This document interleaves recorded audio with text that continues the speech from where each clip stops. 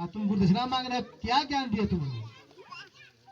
हम ऐसे को नहीं देते हैं। जो जिस भगवान से हमें श्रद्धा है उस भगवान को हाथ में देंगे हम। अगर वो ले रहे हैं तो दीजिए, नहीं ले रहे हैं तो आपके पैसे से पंडित जी का लड़का अमेरिका, रूस, जापान पढ़ने जा रहा है और आपका लड़का जुआ, ताश, गोली पैसा खेल रहा है। आप पैसा चढ़ाने जा रहे हैं दूसरे के पास। वही पैसा जुटा करके इंग्लिश स्कूल में नाम क्यों नहीं लिखवा लेते? क्यों नहीं पढ़ाते आप लोग? कहते लड़का पढ़ ही नहीं रहा है। इसके जिम्मेदार कौन है? हम सब। अच्छे स्कूल में नहीं भेज रहे हैं और कहते पढ़ नहीं रहा है। 75 रुपया के लोग शराब ले आते हैं, आधा पानी में रहते हैं, पीते हैं, कहते हैं कि मजा नहीं मिला, लगे 2 सीसी और चाहिए। अब 20 रुपया किलो दूध है, कोई नहीं खाना चाह रहा है। 20 रुपया का दूध कोई नहीं खाना चाह रहा है और 7 तरीके कई 100 रुपया खर्चा में जा रहा है, वो नशा में जा रहा है। अब 500 रुपये महीना इंग्लिश स्कूल में नहीं जा रहा है। तो कहाँ से विद्वान जन्मेगा आपका लड़का? विद्वान जन्मेगा? थोड़ा बच्चों कंट्रोल करिए, बैठाइए उनको, सीधे समझे। तो प्रिय बंधुओं, माताओं, बहनों, ऐसे ही एक छोटी सी और कथा है। एक पढ़ी लिखी लड़की की शादी हो गई, वो अपने ससुराल गई, तो जो उसकी सासू माँ थी बहुत पूजा पाठ करने वाली थी कि आज बहू को पूजा करा करके तब घर में ले जाएंगे और कहे कि बहू आज हम मंदिर में पूजा कर लेंगे और उसके बाद घर में चलेंगे। तो दुल्ही को ले आ गए मंदिर की तरफ, तो वहाँ जो है शंकर जी के ऊपर ऐसे सांप फुफकारा ऐसे बैठा हुआ था। वह दुल्ही घुंघरू उखाड़ के देखी और तब अपना छौड़ी के चली पड़ा।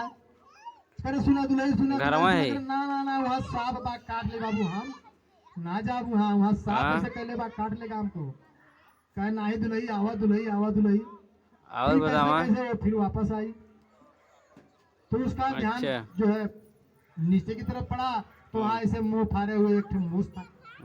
उस मूस को देखकर फिर दुल्ही अपना पिछौड़ी फेंक फाक भगे। रे बाबा, एकदम गोड़ में मूस काट लेगा।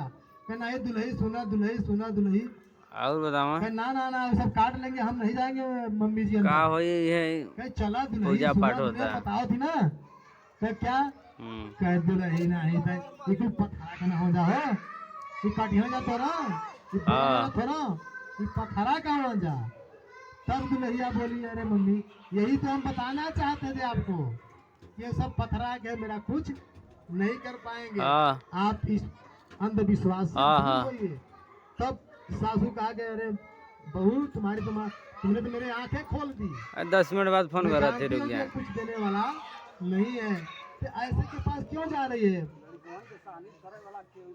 इसलिए आप लोग जागिए और समाज को अंधविश्वास से हटाइए। जितना अंधविश्वास महिलाओं इसमें पूजा पाठ में परेशान करती है ना, कोई कभी चलनी मुंह दिखवा दे रहा है कि नहीं? जबकि लोग कहते हैं कि चलनी मुंह देखना अच्छा नहीं है, लेकिन यहाँ उम्र बढ़ा जैसे चलनी मुंह देखो और वही दिन शराब पी के आ जाता घर। तू यार उम्र बढ़ावा दिया और शराब पी के आ जाता घर। लुढ़का चौथ मना लेता और तू कड़वा चौथ मनाओ नाली में गिर का लुढ़का चौथ मना लेता हूँ। कितना बड़ा अंधविश्वास है। आप लोग जागिए, अपने बच्चों को जगाइए, अंधविश्वास से हटिए, केवल पढ़ाई पर ध्यान दीजिए, क्योंकि पहली शिक्षिका माता पिता होते हैं। बच्चे को जन्म के समय कापी किताब पकड़ाएंगे तो वह ज्ञान की ओर जाएगा। अगर उसको किसी मंदिर में माथा टेकने जाएंगे तो वह गुलाम बन जाएगा। इसलिए मंदिर से हटिए और ज्ञान की तरफ बढ़िए। अच्छे से शिक्षा दीजिए, अच्छे से पढ़ाइए लिखाए, अच्छे से विद्वान बनाइए। अगर एक भी ये प्रण ले लीजिए कि एक लड़के को मुझे पीएचडी कराना है, अगर एक भी लड़का आपका पीएचडी कर लिया तो आपकी 7 पीढ़ी आजाद हो जाएगी। बाबा साहब के पास तो 32 डिग्रियां थी। आज तक भारत सरकार नहीं जान पा कितनी डिग्रियां इनके पास है। अब भाषा, कितने भाषा हैं, यानी पूरे दुनिया के सब संविधान वो पढ़ के आए थे। जो कोर्स 4 साल का था वो 2 साल में पढ़ के आए। जो कोर्स 4 साल का था वो 2 साल में पढ़ के आए और इस देश को दिखा दिया, इस भारत को दिखा दिया। जो तुम हमें नीच समझते हो, अगर हमें बराबरी का हक दिया जाए तुमसे हमें आगे जा सकते हैं। लेकिन एक बात और है, अगर किसी मर्द को आगे इतिहास में ले गया गया है तो उसके पीछे औरत का बहुत बड़ा हाथ है। औरत का बहुत बड़ा हाथ है। बाबा साहब 15 साल के ही अवस्था में उनके माता पिता सब लोग मर गए और 16वां अवस्था में उनकी शादी हो गई। वो बड़ा चिंतित थे कि अब मेरी पढ़ाई लिखाई नहीं हो पाएगी, अब मैं नहीं पढ़ पाऊंगा और अपने समाज को नहीं जगा पाऊंगा। बहुत चिंतित थे। तब तक उनकी शादी रमाबाई से हो गई। रमाबाई से उन्होंने कहा कि रमा, मेरा सपना था कि मैं इस भारत के दबे कुचले शोषित वर्गों को उठाकर अपने बराबरी करना चाहता था, लेकिन अब मेरी पढ़ाई नहीं हो पाएगी। तो रमा ने कहा, साहब हिम्मत मत हारिए, आप पढ़ना चाहते थे, आप पढ़ेंगे। तब बड़ौदा के महाराज छत्रपति साहू जी से उनकी मुलाकात हुई और देखिए कुछ प्रश्न पूछे साहब से, तो साहब प्रश्न बताए तो वो समझ गए कि इस बच्चे को अगर पूरा मौका दिया जाए तो ये बहुत बड़ा विद्वान बन सकता है। कहे बेटा जाओ, तो मैं तुमको वजीफा दूंगा, लेकिन तुम जाओ पढ़ने। और उस जमाने में सोचिए कि न मोबाइल था, न कोई व्यवस्था थी। लंदन परीक्षा देने गए थे वो, और दुनिया की सबसे नंबर 1 यूनिवर्सिटी कोलंबिया यूनिवर्सिटी है, जहां बाबा साहब परीक्षा देने गए, दूसरा स्थान उनका नाम लिस्ट में आया। इसमें भारत में करोड़ों लोग हमारे गरीब के पढ़े लिखे लोग हैं, लेकिन एक भी टेस्ट नहीं दे पाएंगे, एक भी टेस्ट नहीं कर पाए, पास हो पाएंगे वहाँ। और उस समय बाबा साहब पहले परीक्षा वहाँ पास करके उनका एडमिशन वहाँ कर। एडमिशन करने के बाद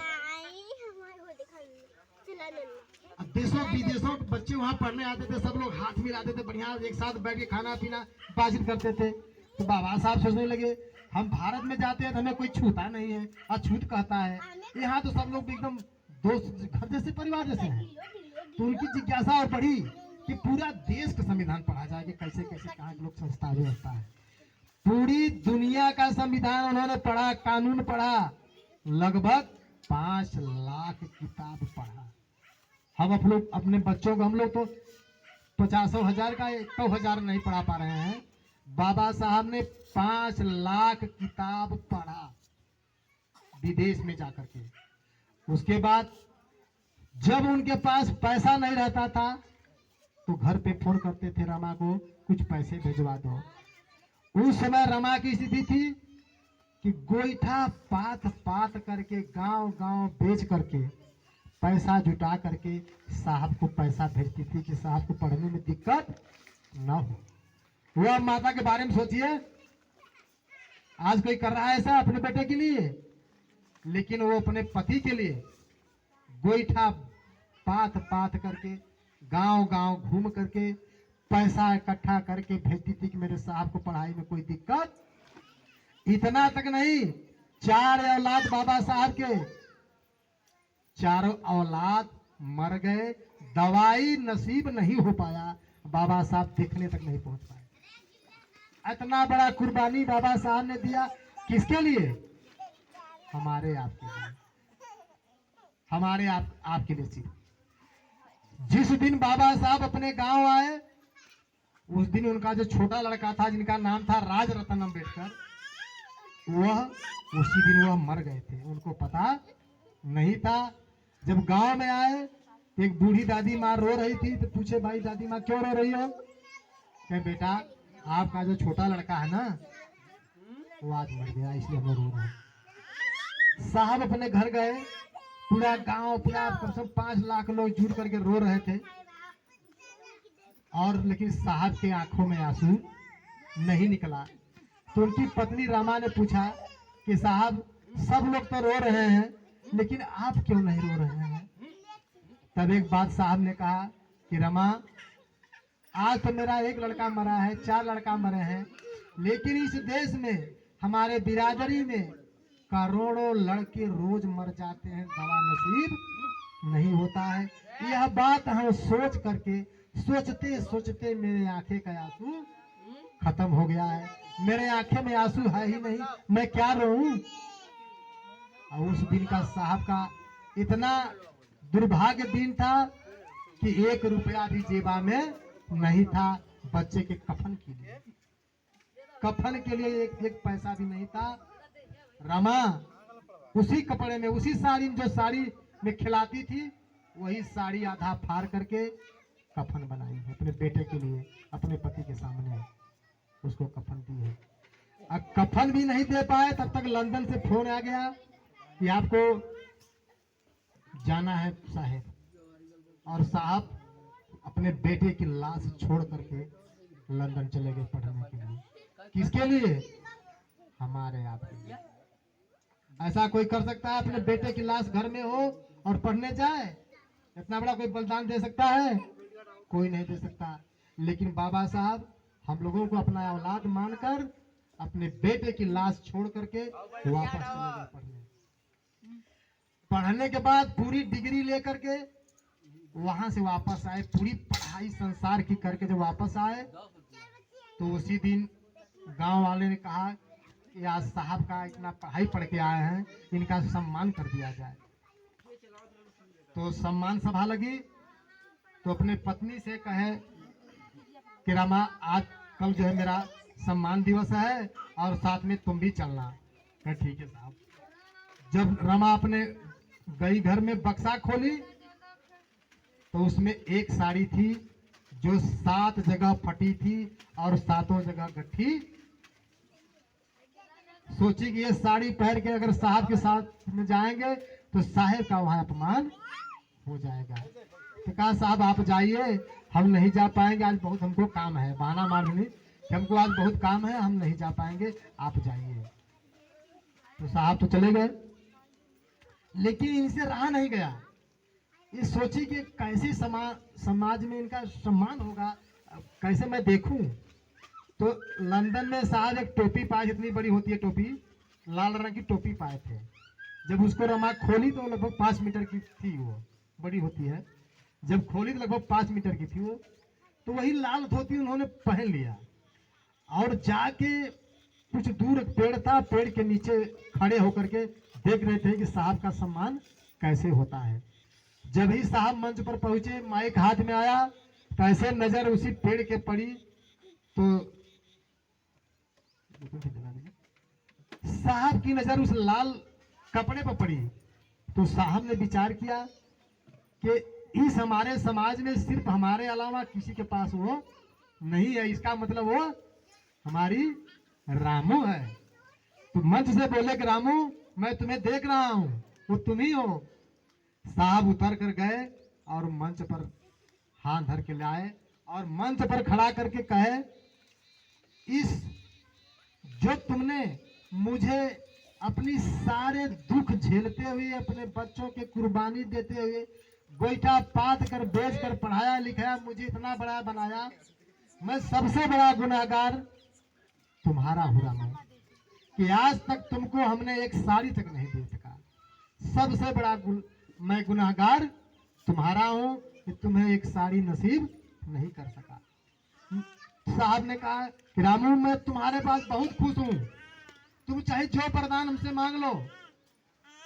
तब रामा ने कहा कि साहब मुझे एक वरदान दे दीजिए। कहे बोलिए।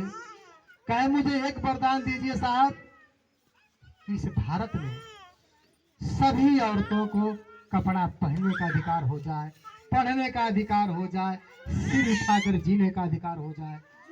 कहा ठीक है रामू, मैं तुम्हारी बात सबसे पहले लिखूंगा। कुछ ही समय के बाद बाबा साहब को इस देश का संविधान लिखने का ऑफर मिला।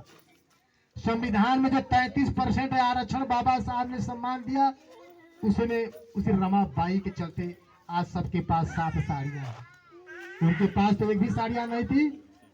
उनकी बलिदानी, उनकी कुर्बानी है कि सब लोगों के पास 7 का